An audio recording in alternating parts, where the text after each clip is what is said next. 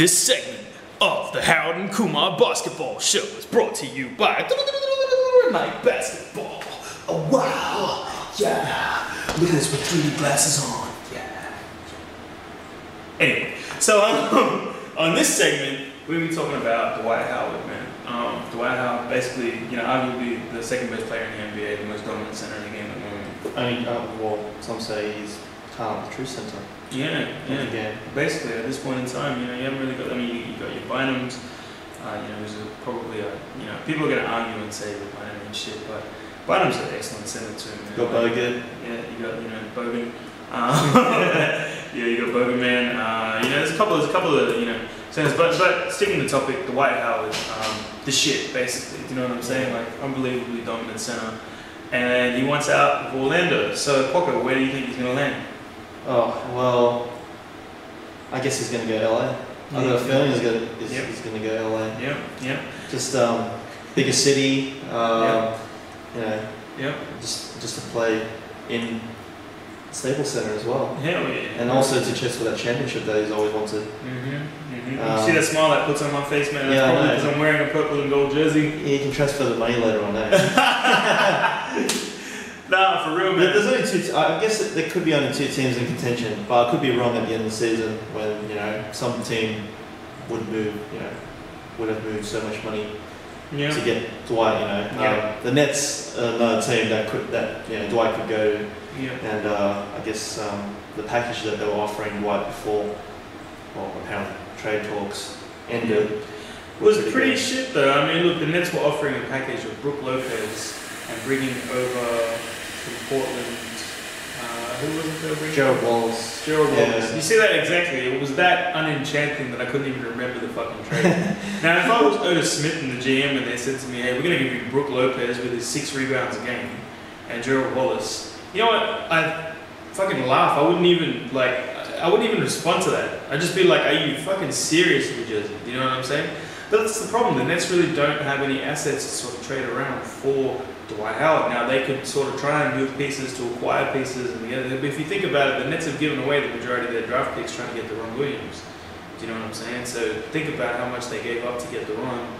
And, if I was Orlando, I'd be expecting the same type of package in return, or at least something of value. Now, I am on the same page as Kwokka. I think Dwight's going to the Lakers, and I say that because they've got Andrew Bynum and Pau Gasol, and I guarantee you that if it comes to it, they will move Andrew Bynum and Pau Gasol. Albeit they'll probably move Gasol to a team like the Wolves or the Rockets or the Pacers, or some team that can offer a package of young players and picks in return to Orlando in order to get to Dwight Howard. So I think Orlando will probably have the best offer that they get from the Lakers. And realistically speaking, is there any doubt that Dwight's not going to sign an extension with LA? Highly unlikely. Oh, he's a bit unhappy at the moment with his trade request. Yeah. He's asked for a trade request, and Orlando has, basically said we've ended it. And for him to play, I guess, throughout this whole season on 66 games on the same team, he's going to be unhappy. Big time, man. If you read between the lines and you see his interviews and Otis Smith's interviews, you can tell their body language and their disposition when they're actually talking about each other is pretty negative. Do you know what I mean? Like Otis Smith in a recent interview, his body language came across as if he was just really frustrated with Dwight at this point. Apparently they've got a relationship. I don't know how that happens. As a general manager, you have to build relationships. As a manager in general, I mean, you guys all work, you know what I mean? Anybody in management positions knows that you have to form a good relationship with your staff. If that hasn't been done in Orlando, then they themselves have failed. Do you know what I mean? But at this point in time, Dwight Howard will not be with Orlando before the trade deadline. Guaranteed. They'd be stupid if they kept him thinking that he was going to stick around, and at this point, Orlando doesn't have the ability to make moves to get players that are of impact, to Orlando Magic, with the current roster that they have. It's sort of in a similar position that the Cavs were in when they tried to do everything and they ended up getting Antoine Jameson, and you know what I mean, and then Jameson, and then LeBron took his talents to South Beach the next year. Do you know what I'm saying? Yeah, and I guess of those pieces that are trying to go to Orlando, there's only one trade that's been made, which was Brandon Bass for Big Baby Davis. I think that was Dwight's request, from what I heard, and he wanted Chauncey Billups as well, but that didn't happen. So Yeah, its future's looking bleak for Orlando, to be honest. Future is looking quite bleak. Orlando, Otis Smith. Yeah. You know what I mean? And all you Orlando fans are gonna hate because another center is gonna come to LA. You know what I mean? And I don't blame you, man. If I was Orlando, you know what I mean? If I was an Orlando fan, alright, and Dwight did come to LA, I really hate the Lakers, man. I really hate the Lakers because they took Shaq and they took Dwight. You know what I'm saying? But they're both called Superman. It'd be a bit of a shit go for you Orlando fans, but hey, as an LA fan, man, you know what? Wouldn't bother me in the least. But you know, look, trying to be subjective about it as possible, you know, and sort of keep my sort of fanship out of it. I think LA realistically is the landing spot for Dwight Howard based on the fact that they've got the assets to trade for him. I think one thing that Orlando's done is they played it smart. They didn't accept that bullshit offer from the Nets. They're waiting for people to step up their offers. And I think in doing so, they're waiting to see how Andrew Bynum pans out. To be honest with you, Andrew Bynum is going to be the centerpiece of that trade. Arguably, he's the second best center in the league. The problem is he's injury plagued. Do you know? Definitely. I guess, yeah, well, hopefully LA. Yeah, hopefully. I'd like to see that push. Definitely.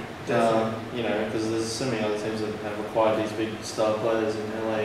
Well, I'm not trying to bag out LA or anything, but you know, we'd like to see them to step it up as well. You know. Definitely. Yeah. Definitely. My prediction is this. If it's wrong, then you can call me a dickhead. This is what's going to happen. There's it's going to be, okay, Gasol and Bynum are going to be involved in that trade. They're going to get moved, whether they both end up at Orlando is, you know, arguable. I'm not too sure what's going to happen. My personal opinion is Gasol's going to get moved for a bunch of younger players and picks. They move to Orlando. Bynum's going to go with him. In return, LA are going to get Dwight Howard. They're going to have to take back Peter Turkoglu's contract. That's going to be a sticking point of the trade for Orlando. If Orlando doesn't do that, they'd be stupid. Now, keep in mind, LA have a trade exemption for $9 million. And Jameer Nelson makes around $9 million. So my guess is that they're going to swap those out as well. That will probably be a sweetener to the deal for LA and probably more of a reason for them to take back to the Blues contract. What that does then, it sort of thins out the LA line. You know, they can probably find players to fill those gaps, but I think a team of Kobe and Dwight Howard is extremely, extremely, extremely dangerous. You know, my guess is they'll probably amnesty Turkoglu next year and chase a high-level free agent, you know, to replace him. And you know, we can expect to see Dwight Howard in LA is what I think we're trying to say here. Cool. Yes, sir. Yeah. Cool. So anyway, hey, tell us your opinions. Comment below. Yeah, and go and buy Nike basketballs because they sponsor the Harold and Kumar basketball show. Do you know what I'm saying? Now let's go swing some wheeled Kumar. Let's go. Did I just say wheeled?